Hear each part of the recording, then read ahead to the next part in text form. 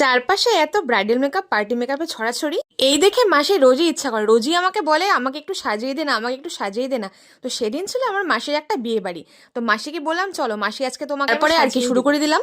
মাসি বলেছিল যে আজকে তোর যা মন চায় তুই আমার উপরে কর, যা ইচ্ছে তাই করতে থাক। হ্যাঁ, আমি একটু মাসিকে বেশি সাজিয়ে দিয়েছিলাম, মাসিকে এতটা না সাজালেও চলতো, বাট কোনোদিন যেহেতু মাসি কোনোদিনও সাজেনি। মাসির স্কিনটা এমনিতে খুবই ভালো ছিল, কিন্তু হালকা পিগমেন্টেশন ছিল, তো সেগুলো আমি একটু হালকা হাইড করেছি। তারপরে দেখতে পাচ্ছ মেকআপটা মাসি দেখছিল, কারণ মাসি ভাবছিল কি না কি সাজিয়ে দিচ্ছিলাম, কিন্তু মাসি ওই দিন কিচ্ছু বলেনি, তুই কি করবি করতে থাক। একটু হালকা হেভি সাজিয়েছি, যেহেতু আগে কোনোদিনও মাসি সাজেনি, তো ভাবলাম যেহেতু আজকে প্রথমবার একটু হালকা মেকআপ করছে, তো ভাবলাম একটু সুন্দরভাবে প্রপার ওয়েতে সাজিয়ে দিই।